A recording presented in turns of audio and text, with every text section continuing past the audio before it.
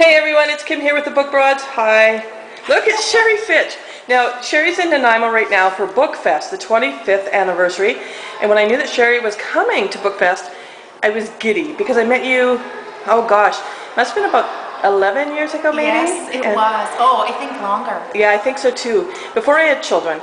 And the book, If I Were the Moon, meant a great deal to our family during the passing of my father-in-law, and my daughter read that book to her grandfather when he was passing away. Oh, So it's a very special book. I know, it makes me sad. Kim, I read it to my dad. Yeah. That was the last poem I read to my dad. Absolutely. With all my family around his bedside.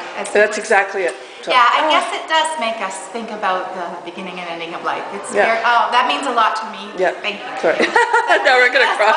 Yeah, now we're gonna cry. Oh, anyway, Kim. but that's it was a very special book. So when I know that families are going through a hard time when they have small children, I really recommend having that book because it's one that kids can connect to and know that it's not gone, that love will always be there. So that was important to me. But every one of your books is engaging and interesting in a different way. And I know that you've just done some adult novels, and clean adult novels, not dirty adult novels, right? So I'm excited to read that because it's a departure for you, isn't it? Well, in my 30s, I wrote a book called In This House Are Many Women, and it's a book of poetry for women. So, and when I started out, believe it or not, I started writing like just adult short stories, but my children's books got published first. And the thing is I had two children, and they were who inspired me. So the reason I think the books are so different is sometimes when you're a mother, you do have monkeys in your kitchen, and sometimes you just want a gentle lullaby, and sometimes you get an idea because of something that happens in your house. So I was always inspired by my children. Well, they grew up and left me, those monkeys in my kitchen, and then I started thinking, well, what about maybe I'll just write for me again, or my girlfriends or something. So I did bring out my first adult novel a couple of years ago, and I'm going to do another one. And then I just brought out a really serious teen novel in the fall, and it's doing really, really well. But I think some people are a little freaked out because they think of like Mabel Merple and Kisses in the Radio and If I Were the Moon, and this is like a real kind of bad guy, tough guy who can't read and can't write, and he's in a whole lot of trouble. So I think people go, Sheree, how could you do that? But what they don't realize is my dad was a Mountie, my sister is a cop, my brother was a private investigator, so I know about that other world too. And it was really important for me to tell the story of a boy who couldn't read and write, so that we can see what it's like to live inside the head of somebody like that, which is not very happy. And so that, talk about use your imagination. I mean, I was reading when I was 4, so I've never known what it's like, but I've done a lot of work with adult learners, and I just wanted to give voice to that. So my job, I think, as a writer, I don't even think of myself as a writer anymore. I think I'm a storyteller. And sometimes I tell stories this way, and sometimes this way, and sometimes this way. And it's really my job to keep open. Right. Keep my heart open and keep my mind open. But then it also helps you when you don't, you're not doing just the rhymes and stuff like that, the poetry, but you're moving on. You're moving on for your creativity, and also helping your young people who you started in the 80s, they have to step up too. So your work, and you are stepping up. It's very exciting. Well, what's fun, and I never thought of it this way, is that I didn't realize that, yes, those children that read Toes in My Nose are now grown-ups, and they're like, hey, cool, you wrote an adult thing, I'd like to read it. And and it's humorous too, it's like satire. So, but I think the thing is, like, I'd like to write a children's opera.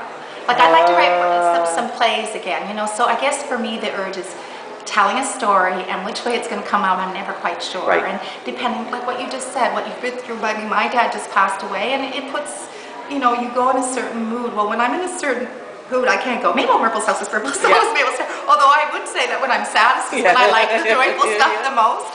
So but it is, I just think it's, the world of books is changing very much. So I'm just really grateful that I still have the urge to want to keep creating. Whether it's books all the time, I don't know.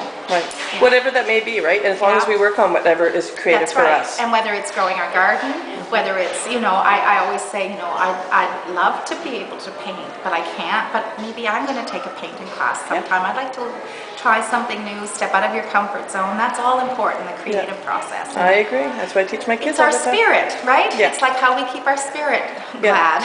Exactly. And if we don't start experiencing the rest of what the world has to offer, we'll never be able to share what the world has to offer. And it is about sharing. You've got it. I mean, somebody says, why do you write? And it's not to be a writer. It's certainly not to make lots of money. I mean, if only, right? But we would never mind that. But really, if I was to ask somebody, you know, why am I writing? It's like, because there's something inside of me that has to share with something inside of you. Yeah. And that's why I write. Yeah. And you know, it might sound kind of hokey, but that's the truth. It's the sharing of our spirit. It's a connector. Yeah, it's connecting. Yeah. Brilliant. Well, I am so excited to see you again after all these years. Kim, it's readers like you who are the reason I do what I do, and I mean that. And you think that I wouldn't remember you? That was I know that you saw me, and I was like, one of my favorite days ever. Was that fun when we did in Vancouver? And like, I remember my too. my son still remembers it too. Yeah. He's like, remember we did that? Yeah. And I said, of course I do. Yeah. And you were there when I went, oh, there's no monkeys in my kitchen. Yeah. Remember? Yeah. So, yeah, no, it's very fun, and that's how I felt I connected with you at that end. I know I haven't seen you many years, but I did this, and I wanted my kids to know you.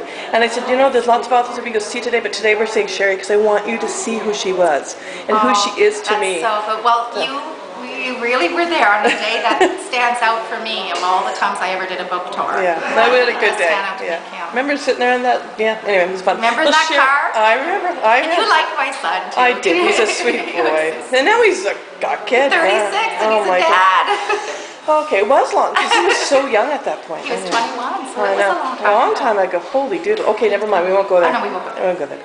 Anyway, Sheree, I thank you so much, and I will be doing more reviews. I got the new adult novel. I'm going to read that, and I'll do some reviews and stuff. And I'll see if the kids will do some stories. And I can't wait. Oh, tell me what's going on with the new books coming out reissued in the fall. Okay, so what happened is Doubleday stopped doing my picture books because they went into novels. Thank goodness, the Gravesavers, I was writing novels by then, but anyway, another publisher has taken over. Mabel Merple just came out in the fall, Monkeys in My Kitchen this fall, I think Toes in My Nose next year, and it's all by one young writer named Sydney Smith. Yeah. And Sydney Smith grew up with my books. Nice. So Nimbus Publishing is bringing out my backlist, but I do have a new picture book coming out in the fall called Ferris Wheel, and Tradewind Books from Vancouver is doing it. And it's a nice, very gentle poem. Okay. And for me, it's Ferris Wheel, but I think the wheel symbolizes a lot, and like medicine wheel and how we're all books have connected something. And stuff. Yeah. So I'm really excited about that one. Nice. And then I'm working on a detective. A new detective one. Yeah, I think I'm going to say I spend my time in rhyme and crime. I do. I like crime fiction. You're so funny. Hey, can you do the poem? And I'm being very selfish. Remember the poem that you ended this afternoon with? The last piece. Can you do that one? Which one? The moon one? No, the very... no cats get in your sandbox? Yes. Okay. Well, I might not know that one by heart. Let me try. Sorry, may no cats get in your sandbox, may your frisbees always spin, may your fridge be filled with oranges, may you love the life you're in, may your teddy bear be fuzzy, may your rainy days be wet, may your teachers tell you stories that you never will forget, may your fingernails get dirty, may your underwear stay clean, may your, just a second, may your friends be mostly something, may your grass be always green. May your world spin topsy-turvy. May you love from inside out. May your parents hug you always. May they hardly ever shout. May your enemies eat sugar. May you play the Superdome. Something may May you always have a home. That's when I remember. May your popsicles stay frozen. May your dreams stay true and deep. And when you close your eyes and snuggle, may you have a good night's sleep. Oh. Sorry, I didn't do it better. You know what, I'll tell you the book to get it from kids, because really all her stories, they're just fun, and Sheree, you're just amazing. And if I had a million onions, that's the one it's from. If I had a million onions, yeah, perfect. That's it. Well, thank you so much. Thank you. Thanks Kim, I think this is awesome. Will you send me this? Yeah, of course I will. Awesome. Okay, Joe. Okay. Bye.